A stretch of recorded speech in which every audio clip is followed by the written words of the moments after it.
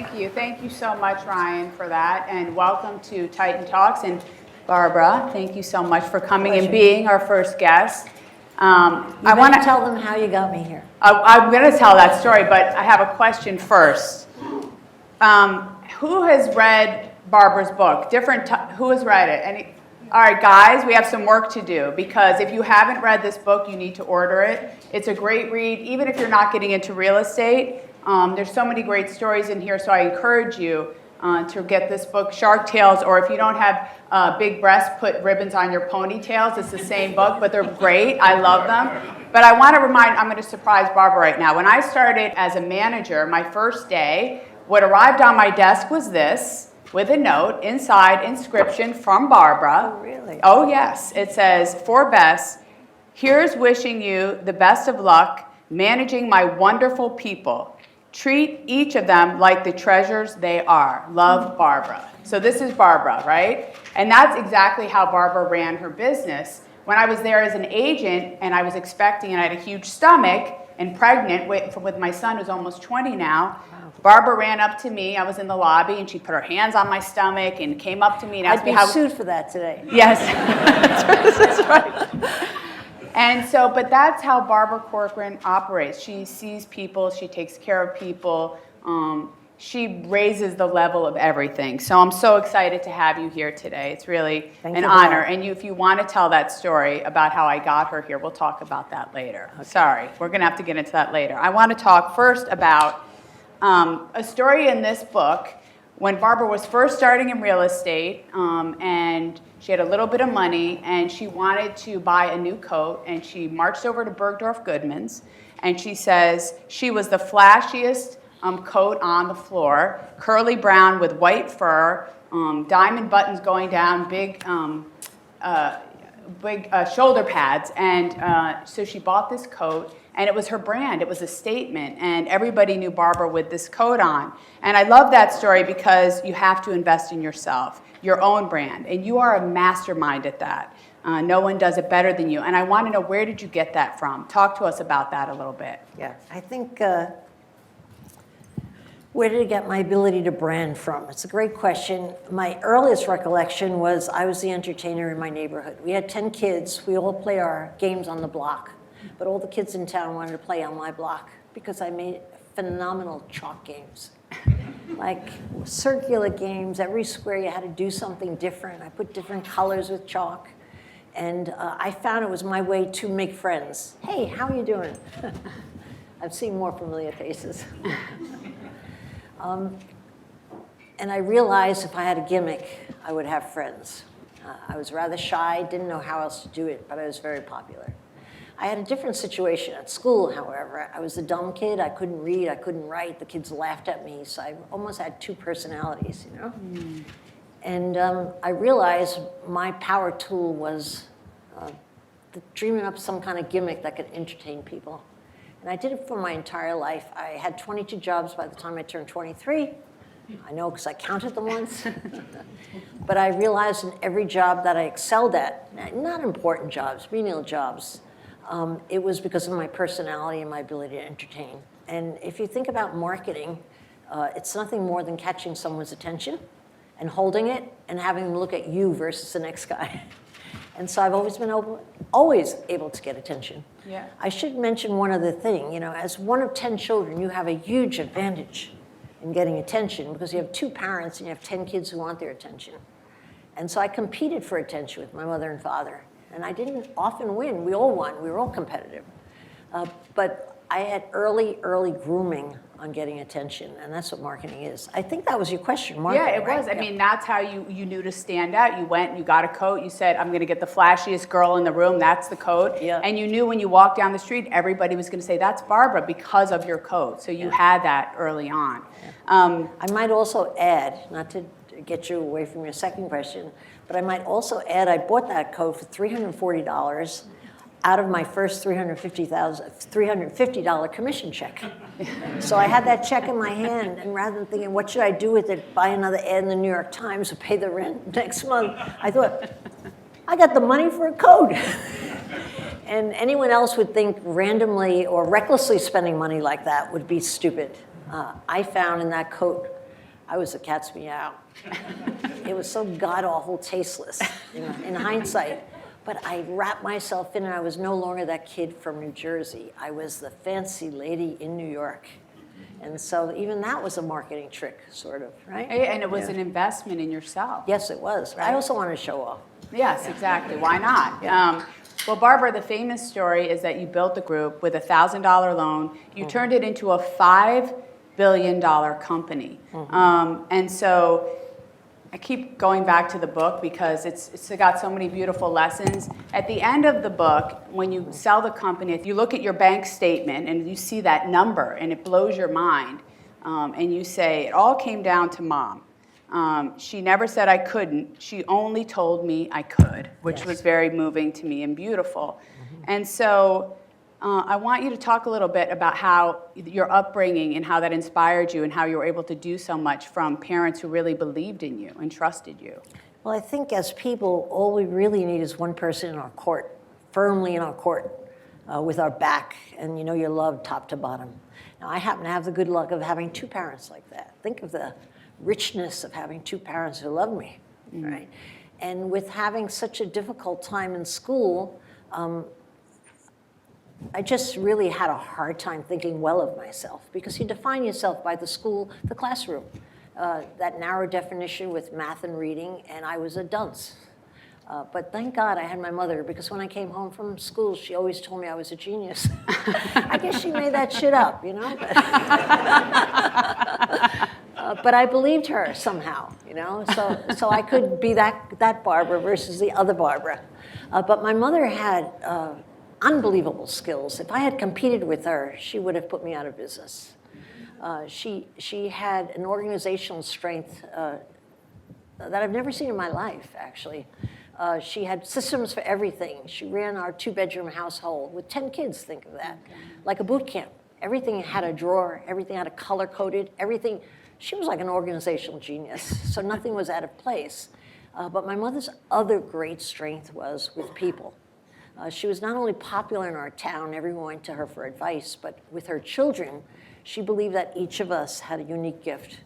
And when she took us home from Holy Name Hospital, she would introduce the child to however many kids were already at home. And she would say, look at your brother T. He's going to make a magnificent dancer. And we went, wow, a dancer. Now, how did she know he was going to grow up and dance for Alvin Alley Dance Theater?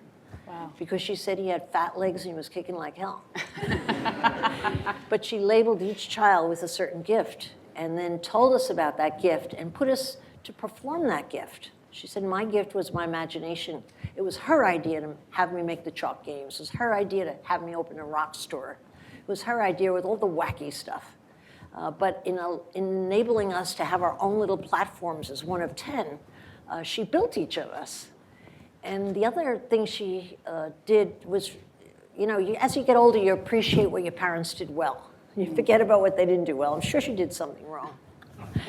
But she was able to build our strength and never make us question ourselves. And we went out as our mother's kids. And that was the gift of my mother. Now, in building my business, if I were to name the two greatest things I had organizational strength. You give me a mess, I couldn't make a system out of it in a second. I could see right through it and know what to do. And if you give me a person, I could size them up and down. I could do that to you, just by looking at you. And I would know how to choose your strength and build around it easily. And think about building a business. It's all people. It's all what you do with that individual, right? Yeah. And that was I all got from my mother. I don't think there's anything original about me, quite honestly. Well, there are many original things. So I see you as a pioneer. I know everybody here sees you as that. Do you see yourself as a pioneer? Oh, most definitely. I do. Yeah. I still am in my own respective space.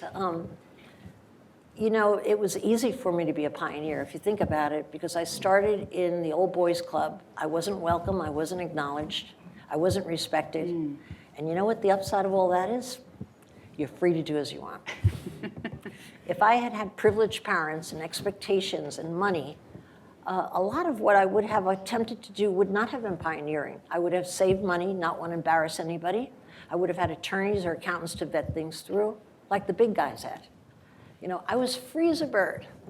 And when nobody's watching you and nobody gives a damn what you're doing, you come up and bite them in the ass when they least expect it. And that was my goal. I wanted to be the queen of New York real estate. If people ignored me at a real estate board of New York meeting or didn't give me respect or tried to pack with each other against me, then I knew I was going somewhere. But until that happened, I was really free to do whatever the heck I wanted. Think of the advantage of that. And today, kids are saddled with expectations, more affluent, more expectations, I think. They're crippled by that because then they can't be free and do and innovate. Not only that, they have to measure up. Yeah. What a pain in the ass to have to measure up. Wow. And what a freedom to do whatever you want. And I had that freedom. So my partner was freedom in all that, or I would have never been able to be the innovator, you see? Yeah, that's where the pioneering came in, which is a big piece of our business. I was thankful. Your mom, there's so many lessons about, that your mom taught you, but, your mom inspired you so much, but she was not a businesswoman. So what do you think it was about her lessons that made you so successful in business? She was practical. Everything she did worked. I witnessed her as a child. Everything worked. And so I just copied her. I just got the right people. I got the right systems. I loved my salespeople as much as my mother loved her children, and I did. Don't touch my agent. I mean, you might recruit him out, although that rarely ever happened. I just knew that my job was to work for my agent. I knew that from day one. It wasn't that the agent worked for me. I never, for a moment, thought that anybody worked for me. I worked for them. And so what could I do for you lately? How could I make you stronger? How could I wrap myself around you? What can I give you? On and on and on and on. I was there as a servant in every way I could. I think you could do that with any business today. Any shrewd, good manager, a good leader, I should say, rather than manager. Any good leader should do that because you get a free ride to the top on the back of your people. They get stronger and stronger, and all of a sudden you don't know why you're going up. You're going up because all your people are getting stronger, you see? And so I think I always had my priorities right. Even my mother did this. She tapped. I'm going to sit on my hand. But I think that's what, the agents that worked with you and people that work with you still talk about to this day. There's so many. I mean, Rhea and so many others come up and talk about you and how you inspired them, how you touched them and left them with something. They felt special. And not everybody can do that. They were special. I didn't just pick anybody, No, I think that's what makes it different. So we have a lot of students in the room, and we have a lot of agents as well. But I think a lot of students ask themselves, what do I want to do as a career? They try to figure that out. And I say to my kids and to young people, you should do what you're good at. Work at what you're good at. Don't do what you love, because sometimes, unless you're good at what you love, because we have this concept in this country, I think, where it says, pursue whatever you love, but sometimes you're not good at what you love. So find out what you're good at and pursue that. And so I would ask you, what advice would you give to young people who are pursuing a career? What do you think that they should think about? Well, you need the experience of finding out what you're good at. It's great to sit at a desk and say, I think I'm good at this and this. It doesn't work that way. You have to throw yourself into the circumstance and see what you're good at. I like to draw a parallel between working and shopping, as weird as it sounds. You would go into a department store and realize you're going to pick out the right outfits for yourself. Everybody tried on all kinds of stuff before you knew it. You look good, and you don't wear this style, you don't wear that style. So you have to go out into the marketplace and try on a bunch of stuff. I think young people are under a lot of pressure to kind of decide what they were going to be when they grow up, even before they're grown up. I think it's hard. Remember, I had the advantage of 22 jobs. I knew I was good at. I knew exactly what I was good at. I knew exactly what I was bad at. Anything involved writing, I failed. Okay? Anything that I had to add up numbers, I failed. So I stayed away from those jobs. I eliminated those jobs and anything. What's the responsibility? Math? No, thank you. Even if it's adding up on a tab, But I found out that I was good at bullshit. I was good at selling. I didn't see it as selling. I saw it as romancing the stone, If I was working in a lady shop, selling dresses, I would always say, let me put it on. Nobody else was putting it on. I would go 150% on what I was good at. If I had to talk someone into something, I would just stay on it till I talked them into it. But if I had to write them a letter and tell them why they should do it, I would have failed. And so I had in those jobs a realization that what I was good at was my personality and romancing people, getting my way through romance. Not through domineering, because I'm not that type, but just, hey, baby. So, Barbara, real estate is, I think, a relationship business, right? Yes, very much so. So it's changed so much. All business is a relationship business, honestly. Yeah, but and real estate, though, has changed so much in the last 30 years. You used to have to go on index cards to get information. Everything's on the internet and transparent, and now you have social media and TikTok and all these things. What would you advise to people who are thinking about pursuing a career in real estate? What advice would you give them about real estate today? And what things should they think about? Well, it would depend entirely on which area of real estate you're going into. So you're really asking what's the common ground between the many different facets of real estate, development, commercial, residential. I would say having passion for your business is number one. An attitude that you're going to find a way to do it. I mean, let me tell you, I worked with the most incapable people and got them capable, you know, because of attitude. I only hired attitude. I never hired talent in my life. I would try to size up the attitude on someone, give them a number in my head immediately, 1 to 10. If they were above an 8, 8.5, I'd hire them. I didn't care what they knew, what they didn't know. Their attitude was where I wanted, and I figured I could teach them everything else.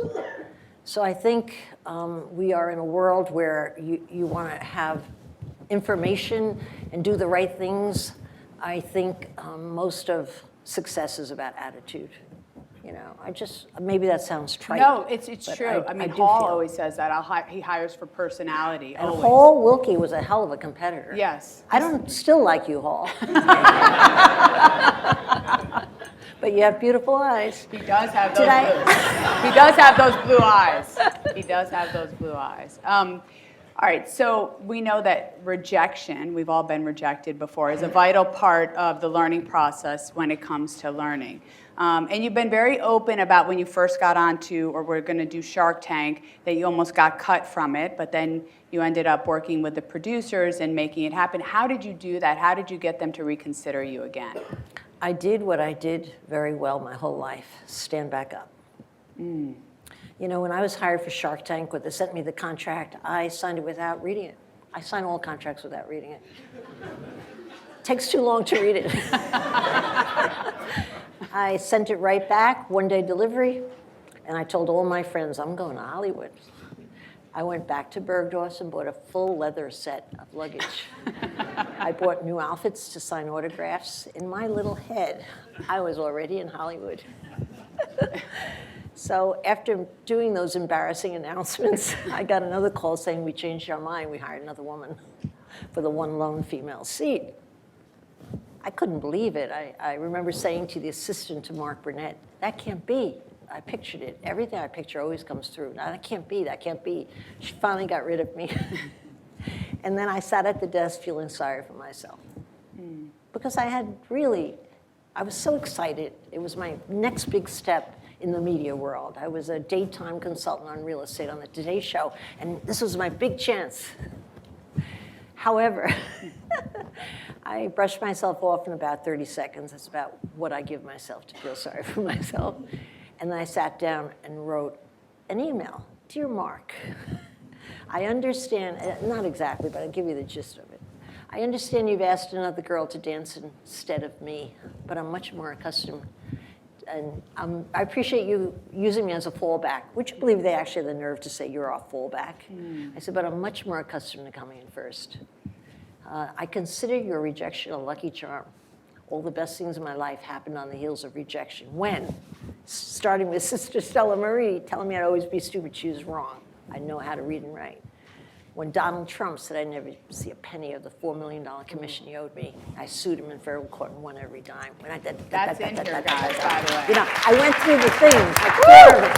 Yeah? And then I said, I'd like you to invite me to compete for the female seat, and I expect to be on that plane on Tuesday. And what do you think happened? You were on that plane Tuesday. What was key is, and not only that, I won the seat, But what is the most important part of that, and why I was able to do that, and why my career kept going on, why it wasn't just luck, it wasn't anything like that. It was my usual great ability to stand back up. Because I had grown so accustomed to being rejected from when I was young to when I was even in real estate. If you don't like rejection, what do you do in the real estate business? And so it was natural for me to stand back up. And it was the standing back up that got me the gig, of course. And think about that. I have invested in over 130 businesses to date. I've done this for 14 years. I'm like a fairy godmother. Do you know what a great job I have? You get to be rich, ding. You get to be rich, ding. You know, and I've had this very wonderful career. It wasn't until I was on the show 3 years that my producer said to me, you know, we signed up 3 times as many sharks as we needed, and then we rejected 2/3 of them. I said, wow, what did they do? He said, nothing. No one wrote a letter or an email or called as with an objection. They accepted it. Yeah. You know, if you're in our business, let me tell you, you have to learn how to get over rejection, and it's not personal. The real big difference between the superstars and everybody else, I know I studied these people. It wasn't connections. I thought it was connections. It wasn't how hard they worked. I fired more people that worked the hardest in my life. I felt terrible. They worked so hard, and I fired them because I couldn't do it. But the real difference between the superstars and everyone else is they take less time feeling sorry for themselves. That's it. I couldn't come up with anything else. So when I started interviewing, that's what I drilled in on, trying to uncover. Can you tell me, you know, to see how good they are with rejection and not feeling sorry for themselves. It's terrible.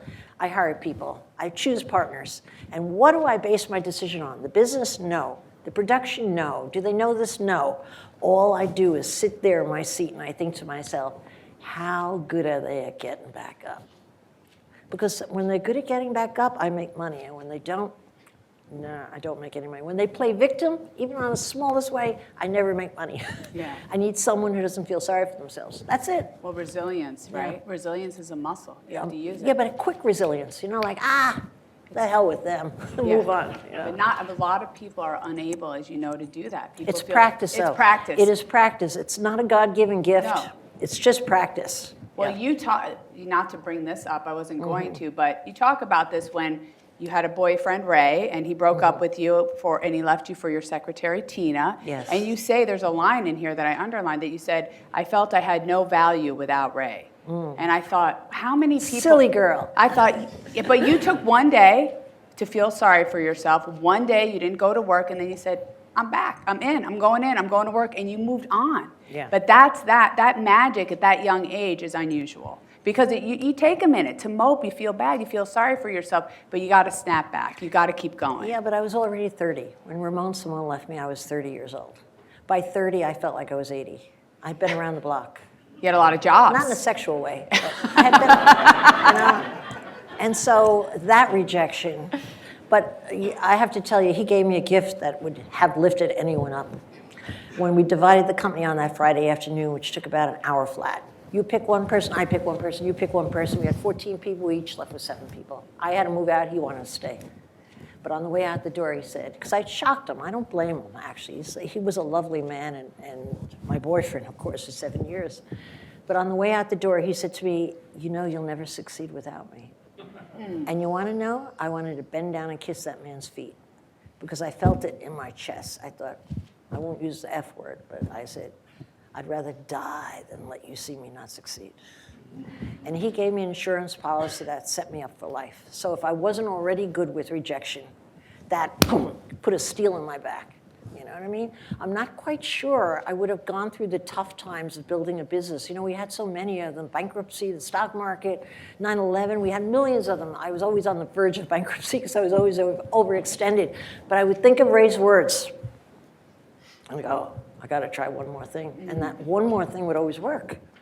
So thank God that man gave me that insult. There's so much power in an insult if you could take it, own it, and say, I'll prove you wrong.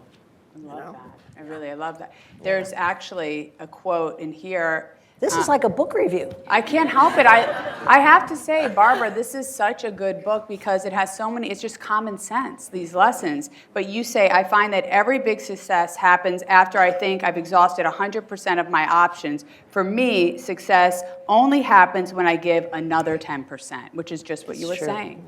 And so I think that speaks volumes as to who you are. So I don't know if you've read or heard, I've been very vocal about the reality TV shows, $1 Million Listing. I think that they really portray what we do as real estate professionals in a bad way. They make the consumer think that it's easy, that we just look cute and have fancy cars and collect a big check when it's really a huge hustle. So I've been very critical of them. And I know you're a reality TV star, a titan of real estate. What is your view on the reality TV shows that portray real estate agents? I don't think it's so important what I think about it. I think what's important is realize you can't change it. I never complain about anything I can't change. It's not in my realm to change that. Reality TV is reality TV. It makes real estate look glamorous. It makes it look easy. It's not. Anyone who's in real estate knows it's not easy.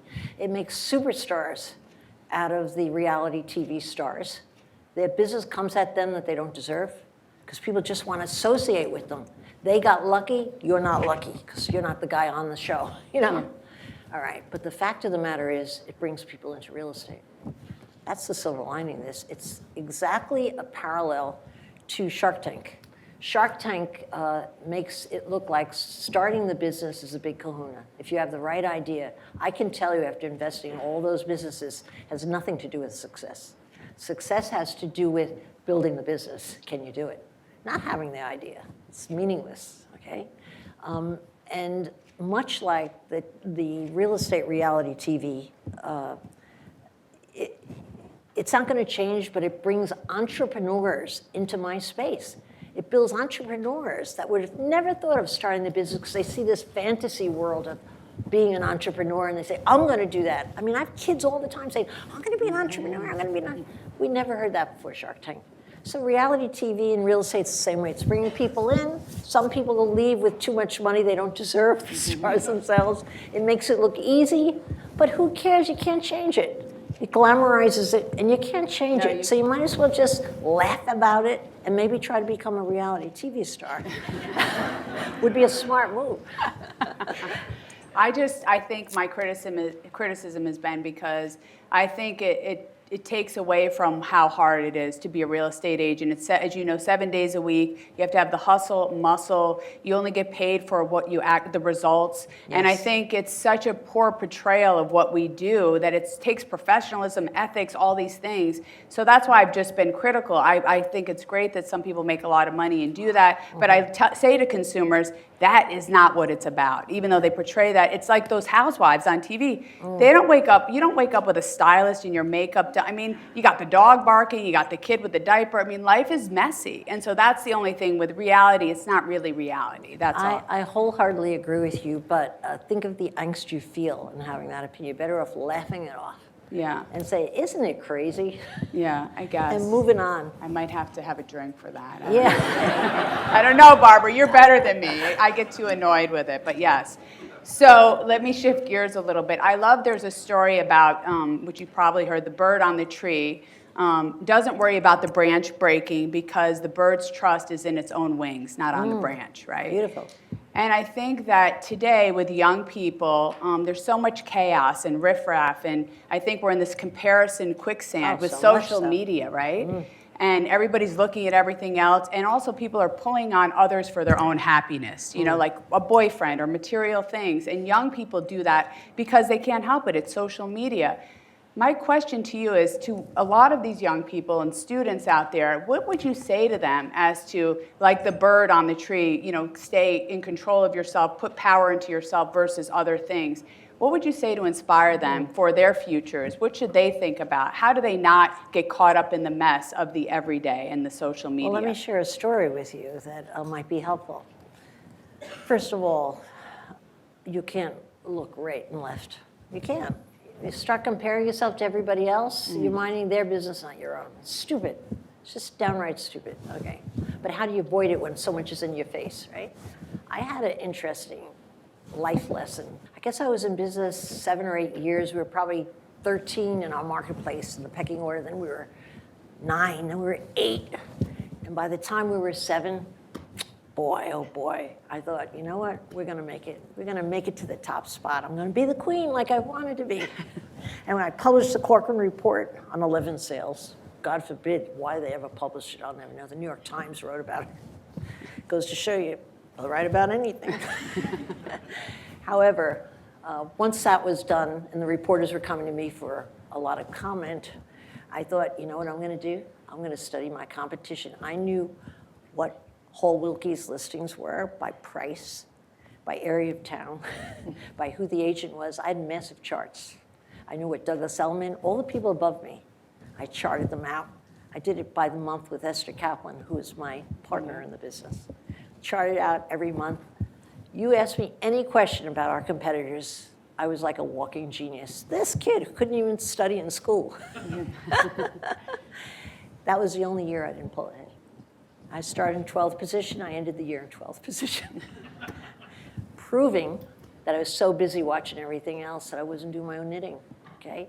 I threw those damn charts away, or had Esther do it, and I stopped watching. I didn't care what anybody was doing. I never cared again for the rest of my life. If someone had told me we were in first position, I would have been surprised, because I had nothing to measure against. If someone told me I was doing poorly, I wouldn't have been surprised either, relative to other people, because I had no idea what people were doing. I had my eyes on my own aisle, boom, I was coming down like a car on a racetrack. I find with people, with social media, it's so much harder to put blinders on. But I have talked very recently, I'm hoping to God it's a trend. I don't think so, because I think this is a giant wave that can't really change. But I've had a number of young people exclude themselves from social media, say I'm not doing it anymore. That's amazing to do it. I don't think I could do it myself, you know, I love TikTok. But I think you have to just care about yourself. I think a comparison with anyone, you notice the people who are better than you. You don't notice the people who are worse than you. And why make yourself feel bad? Just pretend you're the only one in the world and do what you do. It sounds Pollyanna. I don't know if that's good advice, but I happen to practice that and believe that for myself. No, I think it's great advice. I think it's hard. I think the younger, the more vulnerable you are. You know, I have a teenager. Oh, so tough. It's so hard because you see everybody, what they have, what they look like, and also social media just amplifies everything. Yes, it and does. I think for young people, it's hard, but I agree. We say, you know, Seabiscuit. Just think about what you have to do. Don't look to the side. And I think it's a great piece of advice and what people have to try to do, although it's not easy. Yeah, for sure. I think young people would never heed advice like that. But I think if you're not that young person, a teenager, I don't see any excuse why you can't ignore what's around you and just do what you do. Yeah. Sounds I hate to say it because I can hear myself. I sound like I'm naive. No, but I don't read the newspapers. I don't watch TV. I exclude all that. If I can't do anything about it, I'll vote because I could do something about it. If I can't do anything about it, I don't let it take my time. I think it's good advice. And also focus on building a better you. Take care of yourself. Happier you. Happier you, right? Happiness is so important. I always say sometimes you win and sometimes you learn. Barbara, sometimes, I haven't heard that. But yeah, it's, you know, sometimes I wake up and say, please, I don't want to learn anything more today. I'm done learning. This has been enough. There's so much struggle, right? And so sometimes in the struggle is where you learn everything. Always. It's just the way that it is. Any advice to people who are not so confident the way that you are, the way that you handle things? What advice would you give to people who don't just naturally have that? I don't happen to be a believer that people are born with confidence or they're not, or they get it from their parents or not. I don't think that's the game changer. Myself, I think, especially with young people, I think you don't get confidence by winning. I have so many parents who come up and say, you know, if only he would find his thing. He's such a talented man, isn't he, honey? You know, I've been in this conversation so often.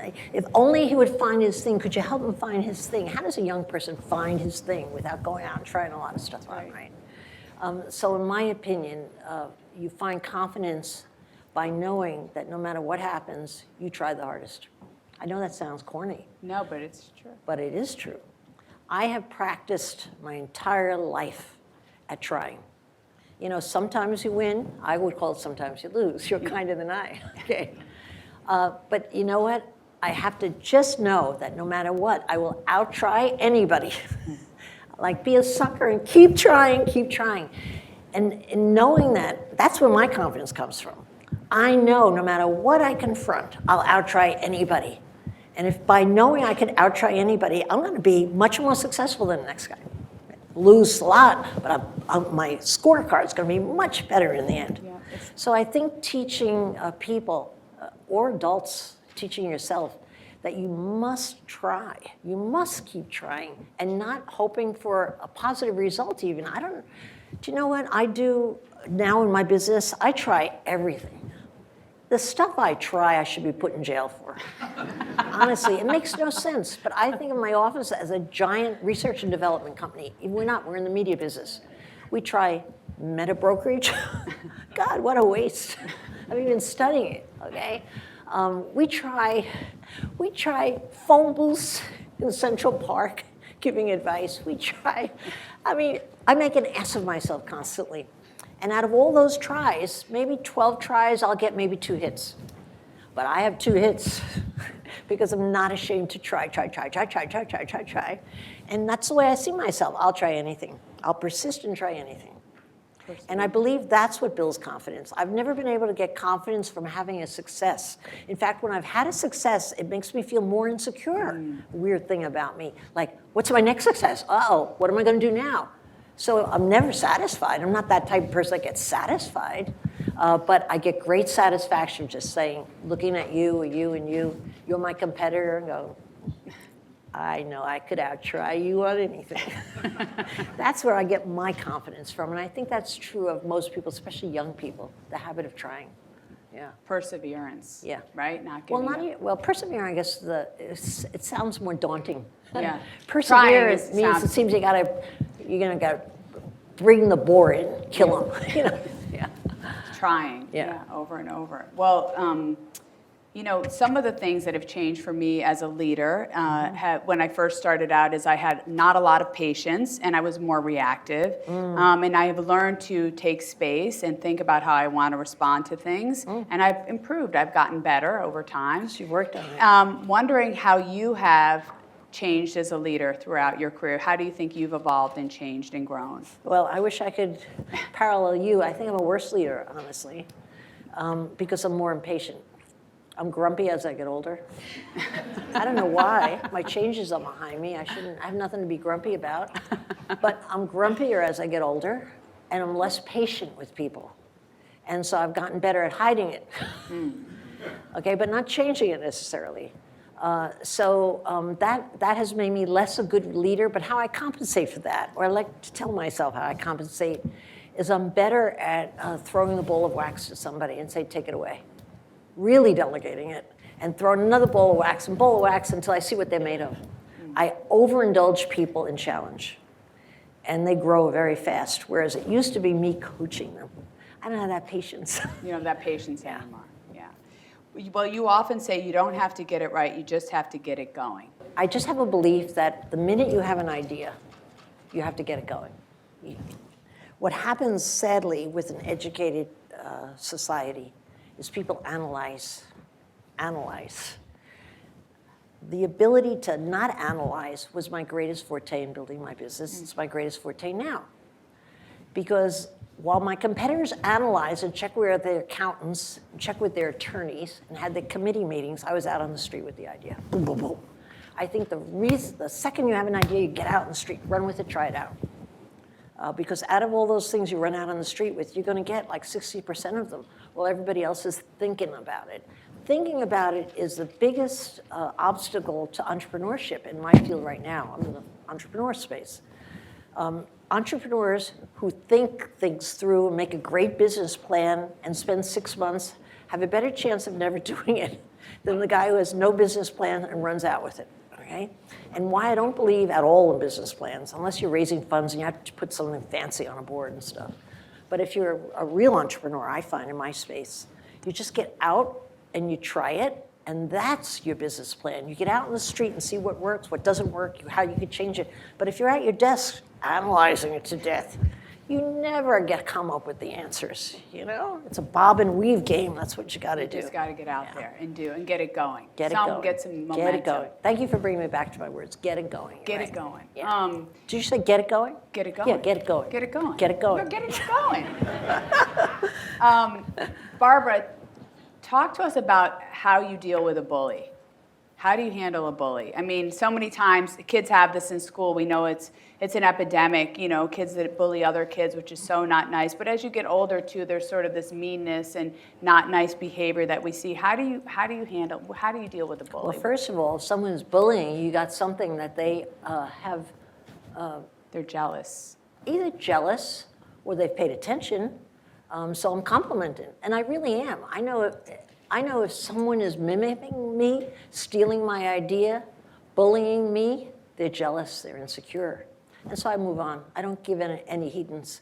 You know, you have been a mentor to me, and you have For a brief time. No, for a whole time, for all the time, because you paved the way. You were a woman innovator, real estate, came on the scene, worked hard, never gave up, tenacious, all those things. You were a role model for me, and you paved the way for me and for everybody else that's here today. And we're all grateful for you. And you know, you changed the whole landscape of real estate, and everybody owes you a lot of gratitude for that. So I just want to say thank you for that. Thank you. You are. Thank you.